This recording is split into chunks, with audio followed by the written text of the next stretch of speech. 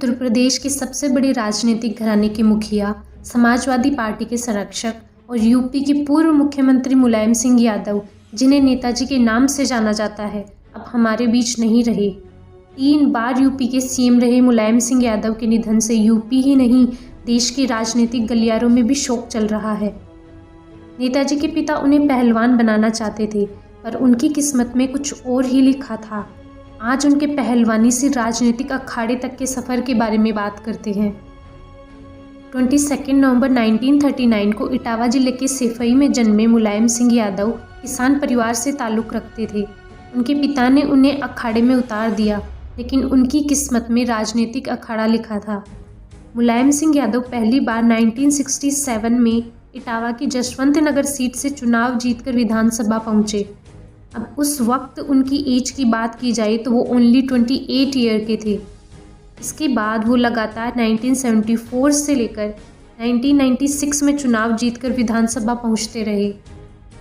इसी दौरान ईयर 1977 में पहली बार उत्तर प्रदेश सरकार में मंत्री बने। 1980 में उन्होंने लोकदल के अध्यक्ष पद की कुर्सी संभाली। 1985 to 87 तक जनता दल के अध्यक्ष भी रहे। इमरजेंसी के दौरान जेल जाने वाले मुलायम सिंह के जीवन का अहम पड़ाव 1989 में सामने आया, जब उन्होंने देश के सबसे बड़े सूबे उत्तर प्रदेश के मुख्यमंत्री की गद्दी संभाली। 1992 में समाजवादी पार्टी की नींव रखी। इस पार्टी के बनने का भी उनके राजनीतिक जीवन का संघर्ष है। देवरिया के रामकोला स्थित गन्ना मिल में किसानों ने आंदोलन किया, गोली चली और कई किसानों की मौत हो गई। सैकड़ों किसानों को जेल में बंद कर दिया गया था।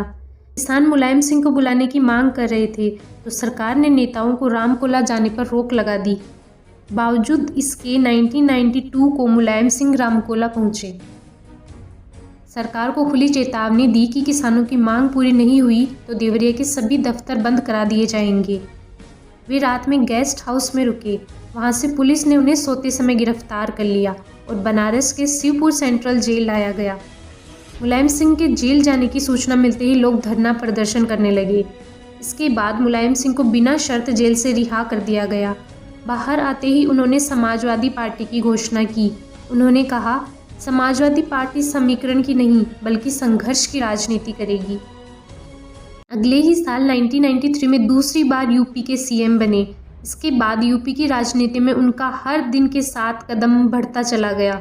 साल 2003 में उन्होंने तीसरी बार मुख्यमंत्री का पदभार संभाला। भारत सरकार में वे रक्षा मंत्री का पदभार भी संभाल चुके हैं। रक्षा मंत्री रहते हुए मुलायम सिंह यादव ने एक बहुत बड़ा फैसला लिया। आज़ादी के बाद से कई सालों तक अगर सीमा पर कोई जवान शहीद होता था तो उनका शव घर पे नहीं पहुंचाया जाता था। उस समय तक शहीद जवानों की टोपी उनके घर पहुंचाई जाती थी। लेकिन जब मुलायम सिंह यादव रक्षा मंत्री बने तब उन्होंने फैसला लिया कि शहीद जवान का शव पूरे राजकीय सम्मान के साथ उनके घर पहुंचाया जाएगा। ये उनके रक्षा मंत्री रहते हुए सबसे बड़ा और सबसे अहम फैसला था। रक्षा मंत्री रहते ही भारत ने सुखोई 30 लड़ाकू विमान की डील भी कर ली थी। अब उनके अगर निजी जीवन के बारे में बात करें तो मुलायम सिंह की पहली शादी मालती देवी से हुई थी, जिनका मई 2003 में निधन हो गया। अखिलेश यादव उन्हीं के बेटे हैं। बाद में उन्होंने साधना यादव से दूसरी शादी की, जिनके बेटे हैं प्रतीक यादव। मुलायम सिंह के परिवार को यूपी ही नहीं, देश में सबसे बड़े सियासी कुनबे के रूप में जाना जाता है।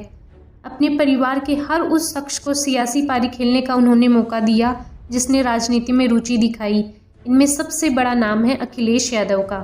ईयर 2000 में अखिलेश यादव ने राजनीति में कदम रखा और कन्नौज लोकसभा सीट से चुनाव जीतकर पहली बार देश की संसद में पहुंचे।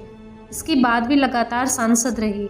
2012 के विधानसभा चुनाव में समाजवादी पार्टी को जीतने के बाद अखिलेश यूपी के मुख्यमंत्री बने।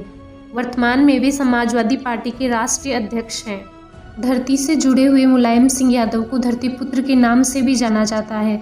आज उनके निधन पर बड़े बड़े राजनेता उनके सामने सिर झुकाकर अपना शोक प्रकट कर रहे हैं।